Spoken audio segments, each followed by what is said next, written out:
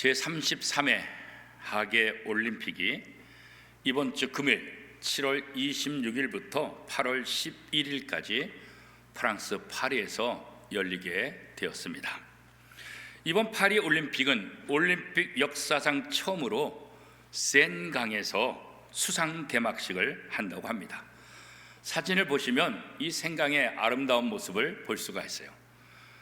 1,500명의 선수들이 6km의 그 길을 수상 배를 타면서 이동하면서 퍼레이드를 한다고요. 그 지금까지는 메인 스타디움에 몇만 명이 모여서 아주 화려한 그런 개막식을 했잖아요. 이번엔 처음으로 강에서 수상 개막식을 한대요. 그래서 저도 기대가 돼요. 우리나라 시간으로 이번 토요일 27일 토요일 새벽 2시에 개막식을 한다 그러더라고요. 저도 토요일날 새벽 기도가 없으니까 눈을 부릅뜨고 한번 봐야 되겠다 그런 생각을 해요. 왜냐하면 역사상 처음이니까 과연 어떻게 진행될까 궁금해서 그런 생각들을 하게 됩니다. 어제 뉴스도 보니까 이 프랑스 파리에 있는 사람들이 이 올림픽 때문에 너무 힘들다 그래가지고 정작 파리에 있는 사람들은 이 올림픽 기간 동안 다른 도시에 가서 살고 싶다 이런 얘기를 한다 그래요. 보안 검색이 엄청나게 많아지고 또 파리 시민들에게는 불편할 수밖에 없지요. 그러나 전 세계 사람들은 이번 올림픽을 통해서 관심을 갖고 있는 게 뭐예요? 누가 메달 따냐? 누가 메달을 몇 개나 따냐? 어느 나라가 1등하냐? 이 한국의 전통적인 강세인 양궁, 이 한국이 또 딸 거냐? 우리의 주 종목이었던 태권도, 여기서 우리나라가 몇 개나 따겠냐? 하여튼 여러 가지 관심들이 참 많이 있습니다. 물론 이 올림픽에 임하는 선수들은 스포츠맨십에 의해서 지난 4년 동안 갈고 닦은 실력들을 발휘하려고 안간힘을 쓸 것입니다. 이 스포츠맨십, 이게 굉장히 중요하죠. 스포츠맨십이라는 것은 스포츠맨이 지녀야 될 바람직한 정신 자세다 이렇게 이제 사전에 돼 있더라고요. 이 스포츠맨십이라는 단어가 언제부터 쓰여졌냐? 아마 19세기에 영국에서부터 사용되어졌다라고 학자들은 이야기를 하고 있어요. 그 스포츠맨십이라는 이 정신이 그러면 무엇과 연결되어 있느냐? 아마 유럽의 중요한 그 기사도 정신, 이 기사도 정신을 스포츠하는 사람들과 연결시켜서 스포츠맨십으로 그렇게 발전시켜 왔을 것이다 이렇게 이제 기록하고 있습니다. 제가 그래서 인터넷을 찾아봤어요. IOC 국제올림픽위원회가 권장하는 스포츠맨십, 이게 도대체 뭘까? 인터넷을 뒤져보니까 이 IOC 국제올림픽위원회가 이야기하고 있는 스포츠맨십을 5가지로 정리하고 있더라고요. 첫 번째는 연습 때나 경기 때나 최선을 다해야 한다. 두 번째는 경기 규칙과 심판의 판정을 따라야 된다. 세 번째는 사회적 예의를 지켜야 한다.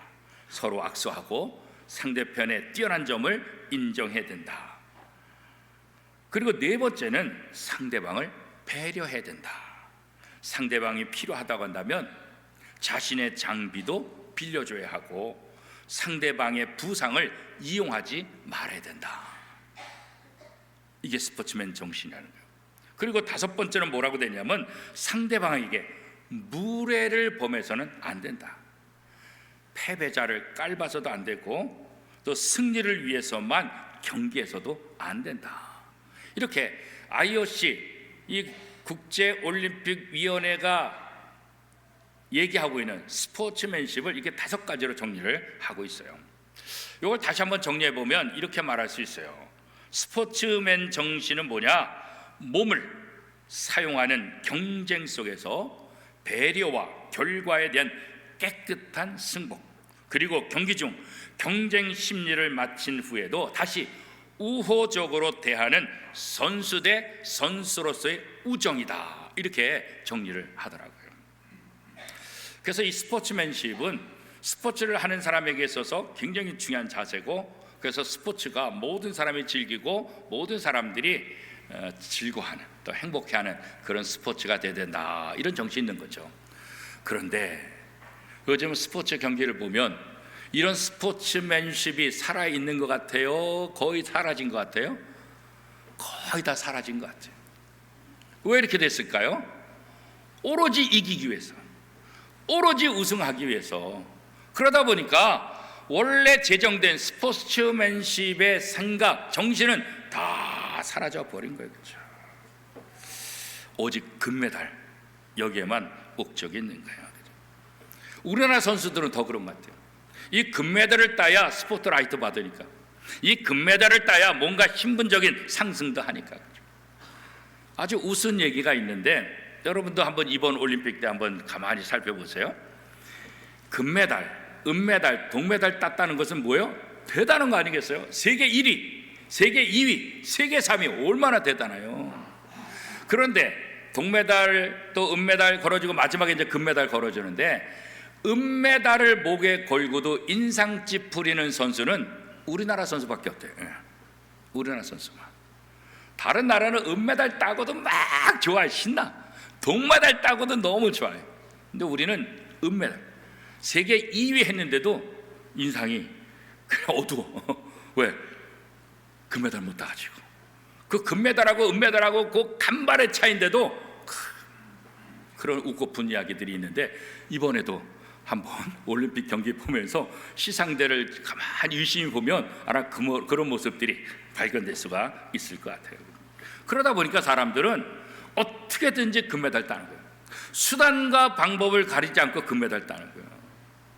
약물 복용을 해서라도 금메달 따는 거예요. 나중에 그거 다 걸리잖아요. 그죠? 반칙을 해서라도 금메달 따려고 하는 거예요. 그죠? 결국 스포츠맨십은 다 사라지고, 이 스포츠를 통해서 어떻게 해요? 인간의 욕망이 더 강화된 거예요. 그죠? 개인적인 욕망, 국가적인 욕망. 어떻게 하든지 이번 올림픽을 통해서 개인적으로도 국가적으로도 어떻게 하든지 더 높이 올라보겠다, 그런 욕망들이 지배하고 있어요. 올림픽뿐이겠어요? 우리의 삶의 모든 자리에서 내 안에도 있고 우리 모두에게도 이런 욕망들이 있지 않겠어요? 그렇죠? 이런 세상에서 그리스도인답게 사는 것이 뭘까?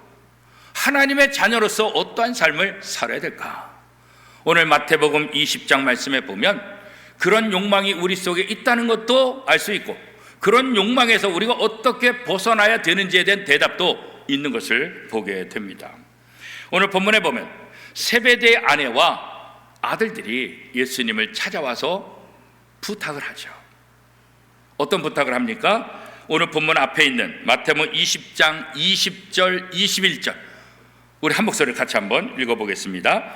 그때에 세베대의 아들의 어머니가 그 아들들 데리고 예수께 와서 절하며 무엇을 구하니, 예수께서 이르시되 무엇을 원하느냐 이르되 나의 이 두 아들을 주의 나라에서 하나는 주의 우편에 하나는 주의 좌편에 앉게 하소서.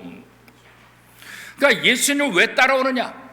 이 세베대의 아내와 세베대의 두 아들은 예수님을 따라가는 목적이 무엇인지를 이것을 통해서 명확하게 드러내죠. 솔직하죠. 이 세베대의 아내가 와가지고 예수님, 제 두 아들이 예수님의 제자인데 하나님의 나라, 주의 나라가 임하면, 이거 뭐예요? 주님이 왕이 되면 큰 아들은 주님의 오른쪽에, 작은 아들은 주님의 왼쪽에 이렇게 앉혀주세요. 이 말은 뭐겠어요? 최고의 권력자로 좀 자리를 만들어 주세요, 이런 거 아니겠어요? 자, 이거 보면 조금 다르지만 우리의 모습과 똑같아요. 어떻게 하든지 높은 자리에 앉으려고 하는 거예요. 어떻게 하든지 권력을 잡으려 하는 거예요. 왜 그러겠어요? 높은 자리에 권력이 앉아 있으면 남에게 지시하잖아요. 남을 좌지우지할 수 있잖아요. 내가 원하는 것 할 수가 있잖아요. 그죠? 그러니까 사람들은 이렇게 하면 내가 사랑받고 이렇게 하면 내가 존중받는다, 이런 착각을 해가지고 높은 자리에 올라가려고 하는 거예요. 이게 어린아이도 마찬가지야. 어른들도 마찬가지예요. 노인정도 마찬가지예요. 노인정도. 저희 장인 어린이 노인정 가보면 이게 그게 무섭대. 80 초반, 84세인데 그냥 어린아이 같은 거예요. 그 노인정 가면 노인정도 똑같아. 이게 사람만 그러냐? 동물 세계도 똑같아. 동물 세계도 어떻게든지 스콧들의 싸움 속에서, 전쟁 속 어떻게든 이겨야 되는 거야. 그래야 자기가 왕이 되고 자기가 누릴 수 있게 되는 거죠. 하여튼 이 세상은 이렇게 예수님을 따르는 제자들 속에서도 이런 욕망들이 있다는 것을 보면 우리가 살고 있는 이 세상 모두는 이런 욕망들로 가득 차 있다, 그런 거예요. 예수님은 세베대의 아내와 그 두 아들의 이런 모습을 통해서 정말 이 땅에서 어떻게 하면 높아지는 걸까, 진짜 성장하는 것, 진짜 큰 사람이 되는 것, 진짜 으뜸이 되는 것이 무엇인가를 알려주고 있죠. 자, 오늘 본문 마태복음 20장 25절, 26절, 27절 우리 한 목소리를 같이 읽겠습니다.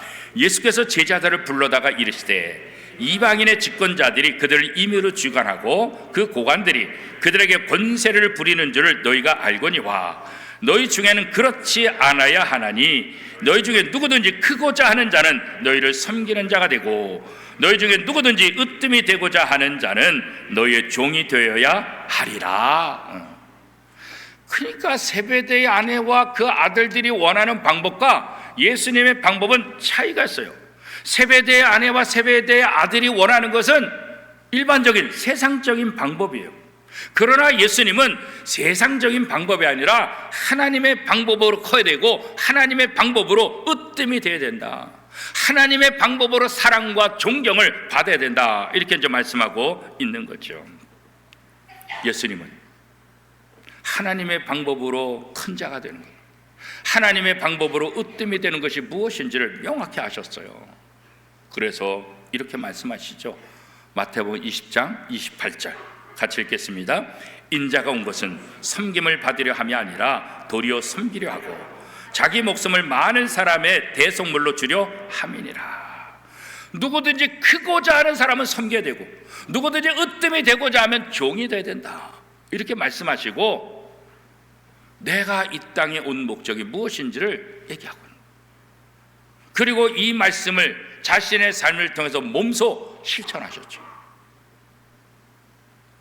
자신을 죄인들을 위해서 내줬잖아요. 자기를 다 내줬어요. 세상적인 방법에 보면 남을 섬기고 남의 종이 된다는 것은 일반적으로 무슨 생각이 들어요? 이건 천대받는 거예요. 이건 모욕을 당하는 거예요. 그렇죠? 아니 이게 무슨 세상에서 큰 방법입니까? 이게 무슨 세상에서 으뜸이 되는 방법입니까? 반론을 할 수 있지. 근데 예수님은 이것이 멸시가 아니라, 이것이 천대를 받는 것이 아니라, 이것이 너희가 세상에서 큰 자가 되고 이것이 너희가 이 하나님의 나라에서 으뜸이 되는 방법이다. 세상 사람들은 세상의 방법대로 세상에서 으뜸이 되고자 하는 것을 얘기했지만 예수님은 어떻게 해요? 하나님의 나라에서 누가 더 크냐, 누가 더 으뜸이 되냐, 자신이 몸소 시범까지 보여주신 거예요. 일반적으로 이 세상에서 사람들에게 사랑과 존경을 받는 방법이 여러 가지가 많이 있는데 그 모든 것들을 좀 요약하면 세 가지로 얘기할 수가 있을 것 같아요. 첫 번째는 뭐냐면 강제적으로 사랑과 존경을 받는, 두 번째는 상호적, 세 번째는 인격적. 이 강제적과 상호적, 이걸 사람들이 다 선호해요. 자, 강제적으로 사랑과 존경을 받는다는 건 뭘까요? 물리적인 힘을 이용하는 거예요. 독재자들이 이런 걸 많이 하죠. 독재. 우리나라도 박정희 시대나 전두환 시대 꼼짝 못했잖아요. 대통령에 대해서, 나라에 대해서, 정부에 대해서 뭔 말을 하면 어떻게 해요? 시도 모르게 붙잡혀가서, 그렇잖아요.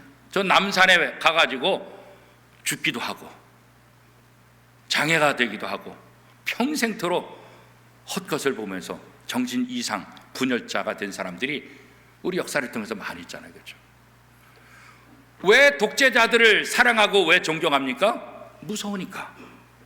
그의 말을 듣지 않으면 내가 불이익을 당하고 위험에 처할 수 있다 생각하니까 사랑하고 존경해요. 그러나 진짜 사랑이 있을까요? 진짜 존경이 있을까요? 아무것도 없어요. 아무것도 없어요. 두 번째는 상호적인 관계인데, 이 상호적인 모습을 통해서 사랑과 존경을 받는다. 이거 하려면 내가 뭔가 가지고 있어야 돼. 내가 저 사람한테 뭔가 얻으려면 내가 저 사람한테 줄 수 있는 게 있어야 돼. 돈이 있어야 되든지, 내가 자리가 높든지, 내가 재능이 있든지, 기술이 있든지, 뭔가 내 것을 남들에게 줄 수 있는 그런 위치에 있어야만 이 상호적인 관계를 통해서 사랑과 존경을 받을 수 있게 되는 거예요. 그죠? 그래서 뇌물이 형성이 되는 거예요. 내가 돈을 이만큼 주면 너는 나한테 뭐 해줄게? 그거 허가 안 되는 건데 내가 허가시켜줄게. 너희 아들 대학에 합격시켜줄게. 너희 자녀 회사에 입학시켜줄게. 그 불법을 저지른 불법을. 돈을 주고 자리를 주고, 이런 상호적, 뭔가 주고받는 give and take, 이 관계가 이루어져서 뭐 존경한다 그리고 사랑한다. 그러나 이것도요, 그런 아무런 저격이 없어요. 진짜 존경이 있을까요? 진짜 사랑이 있을까요? 나중에 좀 틀어지면 언론에 까발리고, 지난번에 내가 촌내느니 음성 녹음한 거 이거 다 지금 나오고 있잖아요. 그죠? 이건 좋은 관계가 절대로 될 수가 없는 거예요. 그죠? 그러다 보니까 세상은 온통 투쟁장이 되는 거예요. 투쟁장. 수단과 방법을 가지지 않고 높아지려고 하는 거예요. 많이 가지려고 하는 거예요. 그래야 내가 원하는 것을 얻을 수 있다, 이런 생각을 하니까. 예전에는 저 노조 그러면 저 노동자들의 전유물처럼 돼 있잖아요. 근데 지금은 그렇지 않아요. 교사들도 그렇고 직장인들도 그렇고, 하다못해 뭐 모든 조직도 마찬가지고, 교회도 마찬가지고, 목사 노조를 만든 사람도 있고요. 또 교회, 옛날에 교회 사찰이라고 했잖아요. 교회 일하시는 분들, 그분들 노조도 만들고, 그래서 몇몇 교회가 아주 힘든 그런 경험이 있어요. 지금은 모든 부서에, 제가 그 밴쿠버 잠깐 있을 때 보니까 이 교사들도 이 노조 만들어 가지고 투쟁하는 거예요. 월급 굉장히 많이 받는데 더 이상 올려주지 않으면 우리 아무것도 안 하겠다. 그래서 교사들이 학교를 안 나와요. 학생들은 그냥 노는 거예요. 그러니까 우리로서는 상상할 수 없는 그런 일들. 요즘은 또 의사들 그런 부분 있잖아요. 환자? 상관이 없는 거죠. 그렇죠? 정치권도 마찬가지잖아요. 국민들이 아파하고 국민들이 이거 관심이 없는 거예요. 집단적인 자기 이익을 얻기 위해서 어떻게든지 하는 거예요. 참 마음이 아프죠. 근데 교회도 마찬가지예요. 교회도 사람들은 자기의 목적을 이루고자 하는 그런 장소로 착각해요. 교회들이 서로 연합해서 하면 참 좋을 텐데 교회들도 서로 경쟁해요. 목사들끼리 경쟁해요. 그죠? 교회가 연합하면 얼마나 좋아요. 이웃교회들이 함께 연합해서 하면 얼마나 좋아요. 그죠? 그렇지 않아요. 교회끼리 돕는 게 아니라 교회끼리 자꾸 경쟁하는 거예요. 교인들도 마찬가지예요. 한 교회에 있는 목회자들도 마찬가지예요. 목회자들이 서로 돕고 서로 협력해야 되는데 서로 싫은 거야. 서로 마음에 안 드는 거예요. 서로 갈등이 있어. 서로 안 도와줘. 우리 교회도 몇 년 전에 그런 모습들이 있어요. 제가 그래서 다 나가라 그랬어요. 한번 다 나가라. 다 나가라.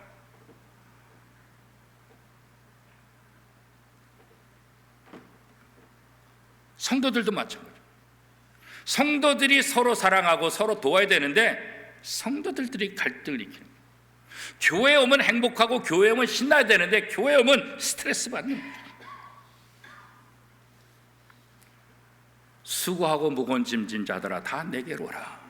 내가 너희를 쉬게 하리라.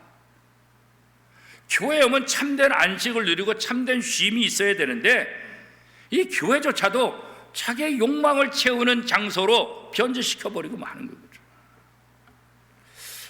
원미동교회 담임 목사로서 우리 원미동교회 성도들이 좀 편안한 신앙생활을 했으면 좋겠다. 교회에 오는 게 부담이 되지 않았으면 좋겠다. 그런 생각을 해요. 그러다 보니까 종종 어떤 분들이 저한테 그래요. 목사님 목사님은 부목사님들을 너무 편하게 해주신 것 같아요. 그래. 원로 목사님 때는 안 그랬는데 너무 편하게 해주세요. 어떤 분에게 목사님 교인들을 너무 편하게 놔주는 거 아니에요?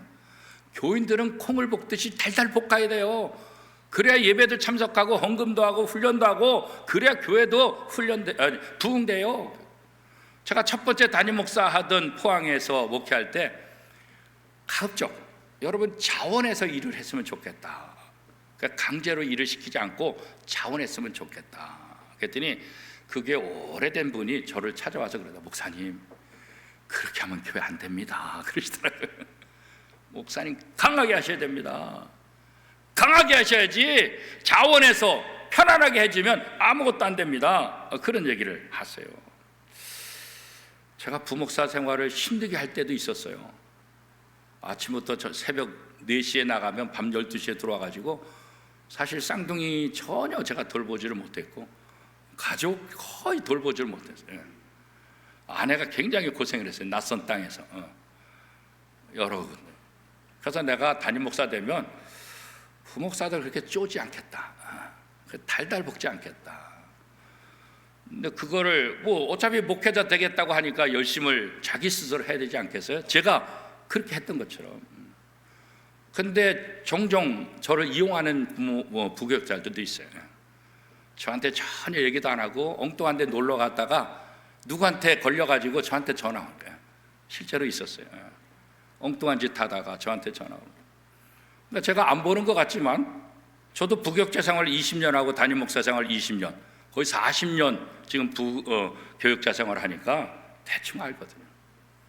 그런데 담임 목사가 터치 안 하고 편안하게 해주면 그걸 이용하는 사람이 있는가 하면 오히려 더 최선을 다하죠. 그래서 전부 다 제가 맡기고 전혀 걱정을 안 해요. 그런 교육자들도 있어요. 교인들도 마찬가지죠. 우리 장로님들, 권사님들, 안수사님들 항전 집분자로서 해야 될 일이 있잖아요. 예배 빼먹고 봉사 안 하고 그러면 예전 원로 목사님 같으면 막 전화가지고 달달 볶고 말이야 장로가 돼가지고 안수집사가 권사가 돼가지고 그럴 수도 있잖아요. 근데 목사님은 너무 달달 볶질 않아요. 혹시 그런 생각이 들면 알아서 좀 하세요. 알아서. 목사가 달달 볶아야 하는 것이 아니라 알아서. 내가 요즘 예배 뜸하구나. 내가 요즘 봉사가 뜸하구나. 내가 요즘 제대로 안 하고 있구나. 그런 생각을 해서 항전집 부른 자로서는 누가 시켜서가 아니라 하나님 앞에 헌신했잖아요. 내가 이 교회 장로로서, 내가 이 교회 권사로서, 내가 이 교회 안수집사로서 항전집 분 자로서 교회를 사랑하고 교회를 섬기겠노라 선서했잖아요. 선서. 누가 시켜서가 아니라 내가 할 수 있는 부분에 최선을. 그래서 자원해서 기쁨으로 감사함으로. 그래서 신앙생활이 즐거워야지. 신앙생활이 행복해야 되지 않겠어요, 그죠? 강제적으로 하면 참 힘들다고요. 물론 제가 훈련을 강하게 할 때는 또 강하게 하죠. 무조건 다 편한 것만 아니에요. 훈련시킬 때는 해야 될 것은 반드시 성경에서 얘기할 때는 강하게 물론 합니다. 근데 사람들은 자꾸 이런 것들을 이용하는 사람들이 있어요. 상호 뭔가 주고받으려. 근데 진짜 사랑과 존경을 받는 방법은 세 번째인데 이것은 뭐냐면 인격적인. 그 사람이 나를 사랑해 주는데 내가 그 사람을 미워하겠어요? 그 사람이 나를 위해서 헌신해 주는데 내가 그 사람을 왜 사랑하지 않겠어요? 예수님이 우리에게 보여주신 것이잖아요. 우리가 예수님한테 하나님 앞에 한 게 뭐 있어요? 죄밖에 진 게 없잖아요. 죄밖에. 그런데 하나님은 그런 우리를 내버리지 않고 예수 그리스도를 보내주셨어요. 예수님은 그런 죄로 죽었던 우리를 살리기 위해서 자신의 몸을 내주셨어요. 그런 사랑을 우리가 받았는데 우리가 어떻게 예수님을 미워하겠어요? 우리가 어떻게 예수님을 믿지 않겠어요? 우리가 어떻게 하나님께 예배하지 않겠어요? 그렇죠? 하나님이, 예수님이 우리에게 보여주신 것, 그 놀라운 사랑, 그렇기 때문에 우리가 하나님을 미워할 수 없는 거예요. 하나님을 의지하며 하나님을 사랑할 수밖에 없는 거죠. 그렇죠? 오늘 예수님은 너희가 세상에서 큰 자가 되기를 원하느냐? 섬겨라. 너희가 세상에서 으뜸이 되고자 하느냐? 종이 되라. 그리고 예수님은 종의 모습으로 사셨어요. 제자들의 발을 씻겼어요. 섬김의 모습으로 삶을 사셨어요. 그러면서 예수님이 우리에게 말씀하시는 거예요. 너희들도 나처럼 살아라. 물론 우리는 예수님과 같은 인격이 없어요. 우리는 예수님과 같은 그런 실력이 없어요. 우리의 힘으로는 감당이 안 돼요. 그래서 예수님은 내가 너를 도울게, 내가 함께 할게. 처음부터 잘하는 사람 없어요. 그러나 한 번, 두 번 하다 보면 실력이 늘어요. 처음부터 노래 잘하는 사람이 어디 있어요? 연습하다 보면 실력이 드는 거예요. 처음부터 밥 잘하는 사람이 어디 있어요? 그죠? 신혼 때는 밥도 태워먹고 날고도 하고 코드도 안 꽂아가지고 밥도 안 되고 그런 게 다 경험하죠. 그런 과정을 겪어서 맛있는 밥을 지을 수 있는 전문가가 되는 거 아니겠어요? 그죠? 우리는 다 연약해요. 다 부족해요. 그러나 한 번, 두 번 주님이 가르쳐 주시는 그 힘으로 우리도 섬기고 우리도 종의 모습을 갖추다 보면 어느새 우리 안에 주님의 인격이 들어오고 주님의 인격으로 다른 사람들을 바라보고 사랑할 수 있는 그런 마음이 된다는 거예요. 그래서 마태복음 20장 28절 오늘 말씀에 보면 인자가 온 것은 섬김을 받으려 함이 아니라 도리어 섬기려 하고 자기 목숨을 많은 사람의 대속물로 주려 함이니라. 이 세상에서 모든 사람들은 다 잘되고 높아지는 게 목적이잖아요. 그런데 예수님은 죽기 위해서 오셨다는 거예요. 죽기 위해서. 그것도 죄인들을 위해서 죽으러 왔다, 그렇게 말씀하고 있잖아요. 그죠? 예수님의 섬김, 예수님의 헌신, 이것이 나와 무슨 상관이 있는가?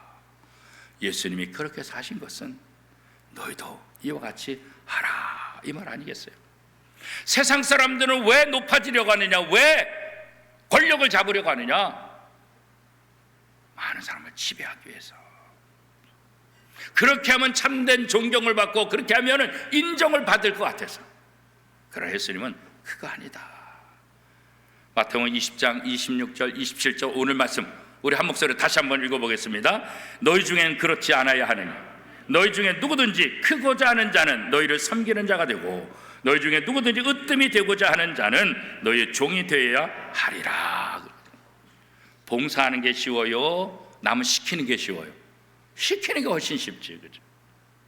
그러나 꾸준하게 봉사하다 보면 그 봉사를 통해서 남을 시킬 때 얻지 못하는 그런 은혜들을 우리가 얻게 된다는 거예요. 그죠? 이사야 53장 12절은 이렇게 말하고 있어요. 그가 자기 영혼에 수고한 것을 보고 만족히 여길 것이라. 이사야 선지자가 예수님에 대해서 얘기한 거예요. 십자가 사건, 누구보다도 고통스럽고 누구보다도 아픈데 예수님께서 자신의 사역을 다 한 다음에 만족히 여겼다는 거예요. 만족히. 오늘 우리의 헌신이 만족히 여길 수 있도록, 그죠? 만족히 여길 수 있도록. 교회는 서로 사랑하는 거죠. 교회는 서로 섬기는 곳이어야 되겠죠. 왜? 예수님이 우리에게 그렇게 해주셨기 때문에. 하나님의 명령은 단 두 가지. 하나님 사랑과 이웃 사랑. 하나님을 사랑하면서 가족을 미워하라? 말도 안 되는 거예요. 하나님을 사랑하는 사람은 이웃을 사랑해요. 가족을 사랑해요. 가족 버리지 않아요. 그죠? 가족 버리고 교회 일만 하는 거, 그게 하나님 사랑하는 게 아니에요. 하나님 사랑하는 사람은 가족도 사랑하는 거예요. 하나님 사랑하는 사람은 자기 직장도 사랑해요. 자기 직장인도 잘해야 돼요. 그죠? 그래서 교회 안에서 장례식 굉장히 중요해요. 몰라도 남이 어려운 일 당할 때 찾아가 주는 거 중요해요. 결혼식 몰라도 가서 축하해 주는 거, 이거 중요해요. 헌신하고 봉사하는 거. 그러니까 교회는 이런 헌신과 봉사자가 필요해요. 우리 원미동교회 봉사할 게 참 많아요. 그죠?